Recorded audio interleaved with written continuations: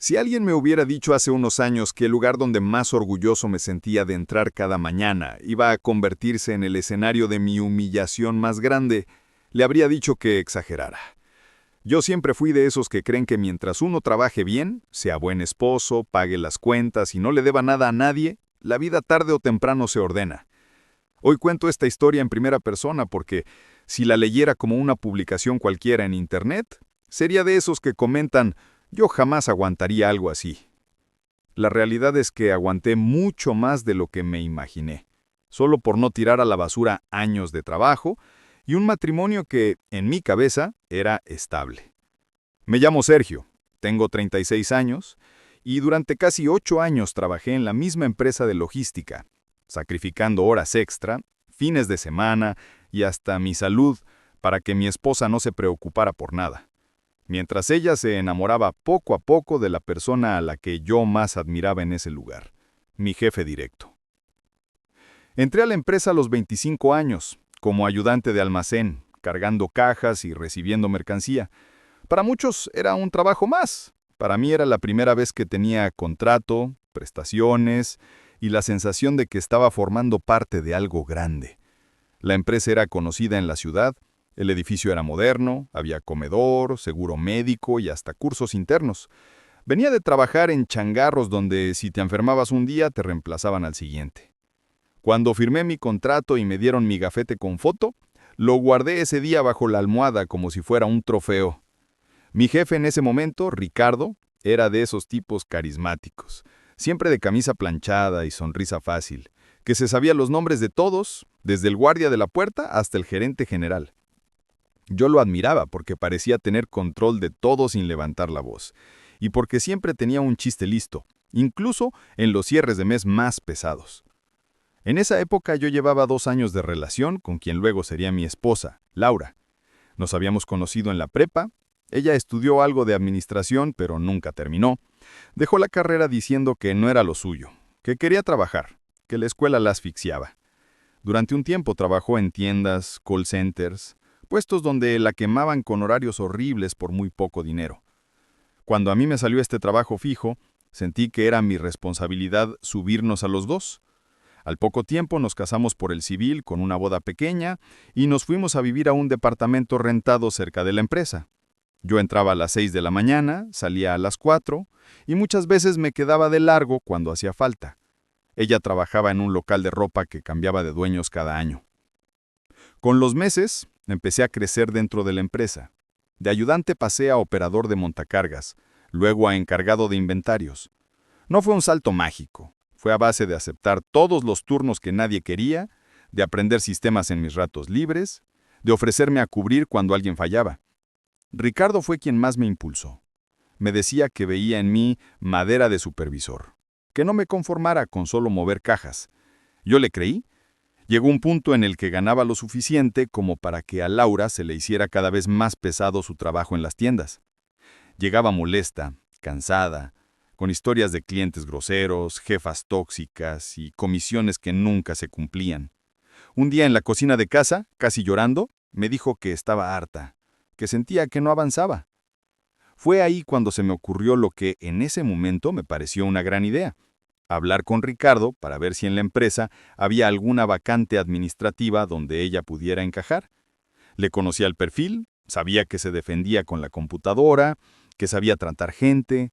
Pensé que sería bueno para los dos trabajar en el mismo lugar, entrar juntos, salir juntos, comer en el mismo comedor.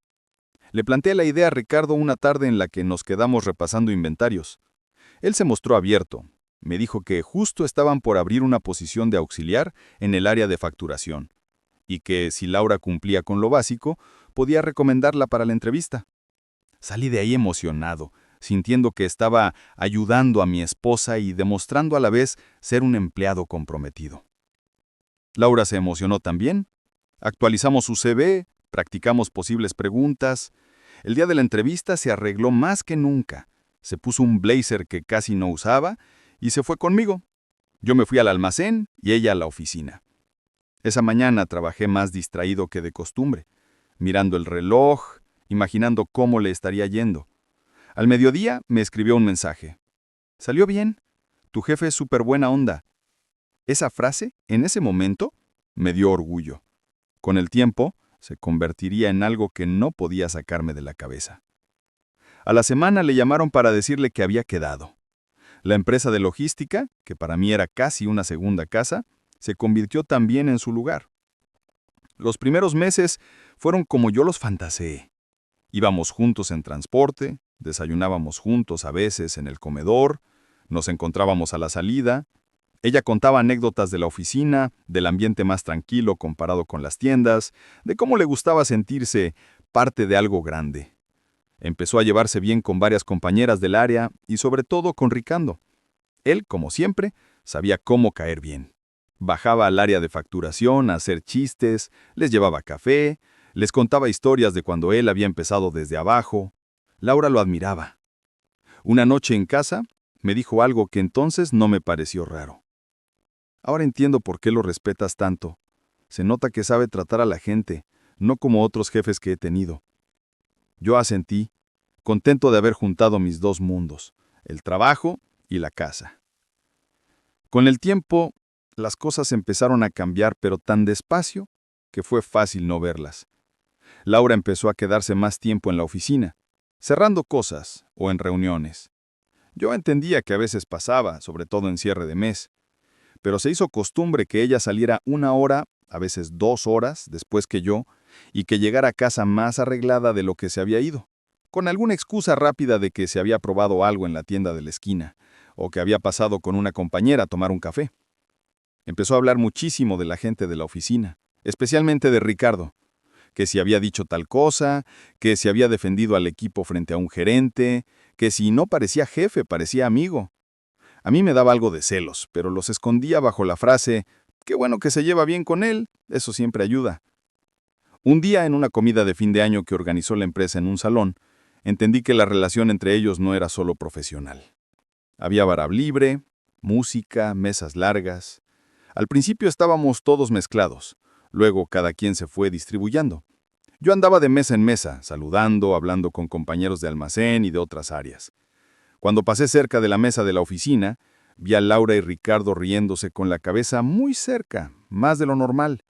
Ella le tocaba el brazo cada vez que decía algo, él le susurraba al oído. Cuando me acerqué, la atmósfera se tensó un segundo. Laura me presentó como mi esposo, el famoso Sergio del almacén del que les hablo. Y Ricardo me dio una palmada en la espalda, como siempre, bromeando. Todo era perfectamente normal, hacia afuera. Pero esa imagen se me quedó grabada. No quise ser el marido celoso que arma escenas en eventos de trabajo. Me lo guardé, pero empecé a poner más atención a detalles que antes dejaba pasar. En el trabajo, Laura recibía mensajes en su celular y sonreía de una forma distinta. Cuando le preguntaba decía que era el grupo del área, que estaban hablando del trabajo. Empezó a usar perfumes y maquillaje distintos porque ahora estaba en oficina y tenía que verse bien. Varias veces la escuché riendo por mensajes de voz. Una noche, uno de esos audios se reprodujo más fuerte y reconocí la voz de Ricardo. Al preguntarle de qué se trataba, me dijo que era una broma de algo de la oficina, que yo me lo tomaba todo muy serio. Mientras tanto, mi relación con Ricardo como jefe seguía siendo buena, pero algo se había contaminado. Cada vez que me daba una palmada en el hombro, yo imaginaba su mano en otros lugares. Cada vez que me decía, puedo contar contigo, Sergio, eres de mis hombres de confianza. Yo pensaba si esa frase se la decía también a mi esposa, pero en otro contexto. No tenía pruebas, solo sensaciones. Y como buen tipo que le tiene miedo a armar un drama, las tragaba. La prueba concreta me llegó de la forma más tonta y más brutal.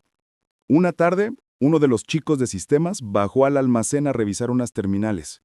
En la conversación, mientras esperábamos que cargara una actualización, empezó a bromear con que en administración había mucho chisme, que las de facturación se la pasaban hablando de quién salía con quién. Entre risas, dijo algo como, bueno, al menos lo de Ricardo y Laura ya no es secreto para nadie allá arriba, ¿eh? Se lo dijo a otro compañero, pero mis oídos se clavaron ahí. Le pregunté, tratando de sonar casual, de qué hablaba. Se dio cuenta tarde de que había metido la pata. Trató de minimizarlo. Dijo que eran chismes de oficina, que seguramente no era nada, que él solo repetía lo que había escuchado. Pero la semilla estaba más que sembrada. Esa noche no dormí. Pensé en cada detalle de los últimos meses, en cada salida tardía, en cada mensaje. A la mañana siguiente, respiré hondo y tomé una decisión que llevaba tiempo evitando. Revisé el celular de Laura. No es algo de lo que me siento orgulloso. Sé que muchos dirán que es invadir la privacidad, pero en ese momento sentía que me estaba volviendo loco y necesitaba comprobar si todo estaba en mi cabeza. Esperé a que se metiera a bañar. Tomé el teléfono. Adiviné la contraseña, era la misma de siempre, y fui directo a la conversación con Ricardo. Lo que vi me cortó el aire. No eran mensajes explícitos, pero sí demasiada cercanía, demasiada intimidad. Había bromas privadas, fotos de ellos en la oficina con poses que nunca compartió conmigo, mensajes de «No sabes lo mucho que me ayudas a sobrellevar este lugar. Cuando hablo contigo se me olvida todo lo demás. Ojalá estuviéramos aquí solos». Y más adelante, audios donde se escuchaban sus voces diciéndose que se extrañaban cuando uno tomaba vacaciones. No había una foto comprometedora que pudiera mostrar en un tribunal, pero para mí era suficiente. El golpe final fue un mensaje de ella que decía: «Hoy Sergio se quedó otra vez a turno extra. Puedes pasar por mí sin problema». No había respuesta en la pantalla, pero bastó con esa frase para que el piso se me moviera. Cerré la conversación justo cuando ella salió del baño. Me vio la cara y supo algo. Me preguntó qué me pasaba. No pude contenerme y le solté, sin rodeos, que había leído sus mensajes con Ricardo.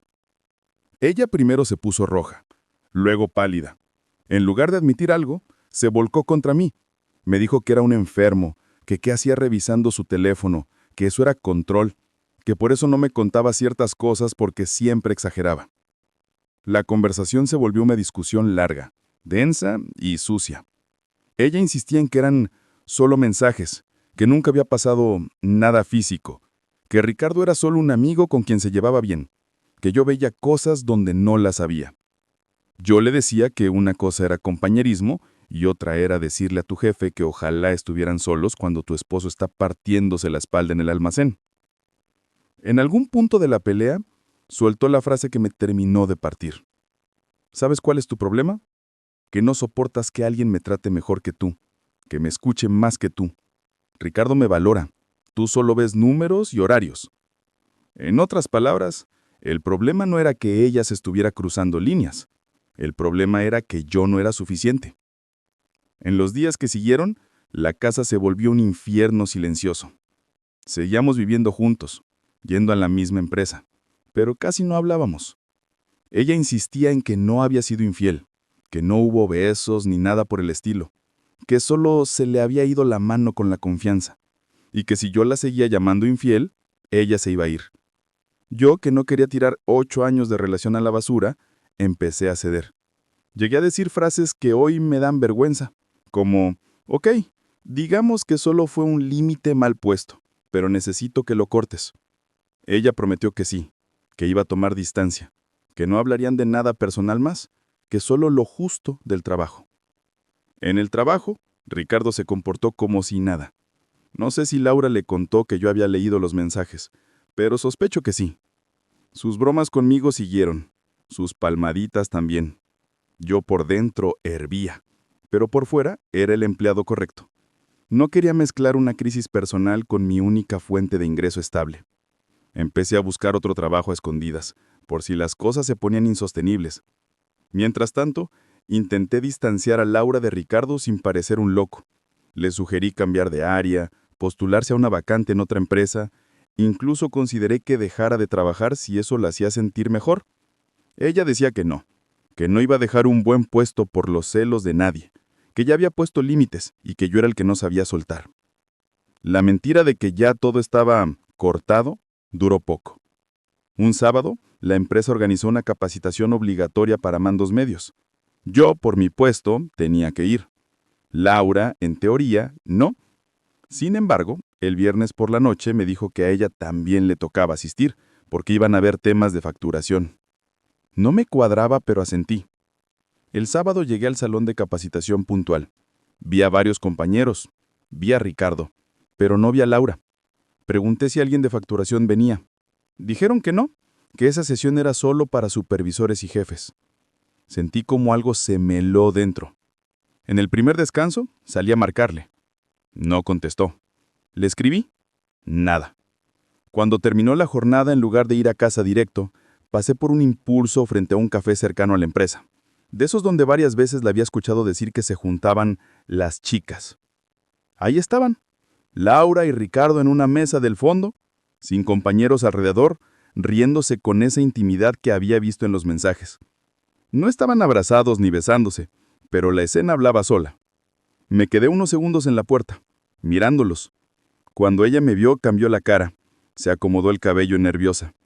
Ricardo, en cambio, mantuvo la calma, como si nada pasara.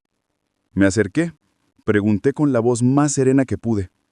¿Qué hace aquí si se supone que tenía capacitación? Ella balbuceó una excusa estúpida sobre que Ricardo le había pedido ayuda con unos documentos y habían decidido hablarlo ahí.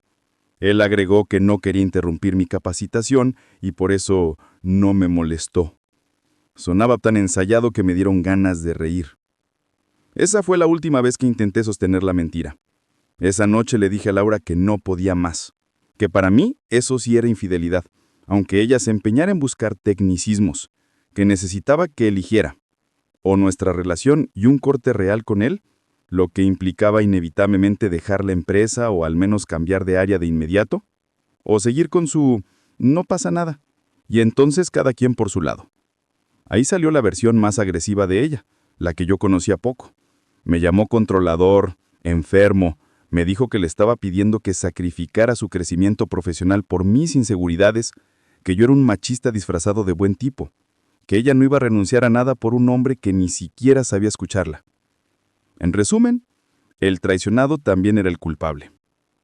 Poco después se fue de la casa. No fue un portazo dramático, fue un proceso de días. Empezó a quedarse más en casa de una amiga, hasta que un día ya no volvió. Me dejó un mensaje en el que decía que necesitaba espacio para encontrarse y que esperaba que respetara mi decisión, que no la acosara ni en la casa ni en el trabajo. Usó esa palabra, acosar, para referirse a mi intención de hablar de lo que estaba pasando. Tiempo después, supe por terceros que seguía en la empresa, que Ricardo le había asignado un proyecto especial, que se les veía llegar y salir juntos y que en la oficina ya abiertamente se hablaba de ellos como pareja, aunque nadie lo dijera frente a mí. Yo estuve a punto de renunciar impulsivamente, pero al final decidí no hacerlo de golpe. Hablé con recursos humanos, pedí cambio de turno y de área lo más lejos posible de ellos. Me reubicaron en otra nave con otro jefe. Ricardo intentó mantener la cordialidad profesional, pero poco a poco dejó de buscarme. La empresa no iba a meterse en historias personales mientras no estallara un escándalo formal. Guardé la cabeza abajo. Seguí trabajando mientras buscaba otras opciones. Lloré más en el baño del almacén en esos meses de lo que había llorado en toda mi vida. El divorcio fue, paradójicamente, lo menos dramático. No teníamos hijos ni propiedades en común, solo muebles y deudas pequeñas. Firmamos relativamente rápido. Nos vimos un par de veces con abogados. Ella mantuvo el discurso de que nunca me fui infiel, que solo se dio cuenta de que ya no me amaba, y por eso había decidido irse. Yo no quise gastar energía en convencer a nadie de lo contrario. Sabía lo que había visto, sabía lo que había leído. La familia de ella se dividió. Algunos pensaban que yo era un exagerado, otros veían raro que al poco tiempo ella ya estuviera en fotos con Ricardo en redes, aunque sin etiquetas claras. Al final, logré conseguir trabajo en otra empresa más pequeña, con menos beneficios pero con algo que para mí se volvió invaluable: la posibilidad de entrar sin ver a diario a las dos personas que habían convertido mi lugar seguro en un escenario de vergüenza. Renuncié a la empresa de logística con la excusa de buscar nuevos retos. Ricardo me dio la mano, me deseó suerte. Yo lo miré a los ojos por última vez y no dije nada. No valía la pena. Salí por la misma puerta por la que años antes había entrado con mi gafete bajo la almohada de orgullo. Esta vez no lo guardé. Lo entregué y no miré atrás. Hoy, años después, sigo reconstruyendo mi vida. Ya no estoy tan obsesionado con ser el empleado perfecto ni el esposo perfecto. Aprendí que puedes darlo todo en un trabajo y en una relación, y aún así Alguien puede decidir que no es suficiente y buscar en otro lado lo que, según ellos, les falta. He tenido otras parejas, con las que hablo de límites desde el principio, de lo que para mí es infidelidad, de lo que espero en términos de respeto, de lo que no estoy dispuesto a negociar. En el trabajo nuevo, me llevo bien con mis jefes, pero mantengo una distancia consciente. Ya no los idealizo, ya no los convierto en figuras casi familiares. De todo esto me quedó la enseñanza de que mezclar tu vida de pareja con tu lugar de trabajo puede ser un arma de doble filo cuando no hay límites claros. Y que por más romántico que suene entrar y salir juntos, si no se cuida la frontera entre lo profesional y lo íntimo, termina sin casa y sin refugio. De todo esto me quedó claro que cuando alguien te dice que eres un controlador enfermo, solo porque quieres hablar de mensajes, horarios y situaciones concretas que te duelen, muchas veces lo que está haciendo no es defender su libertad, sino proteger la comodidad de su mentira.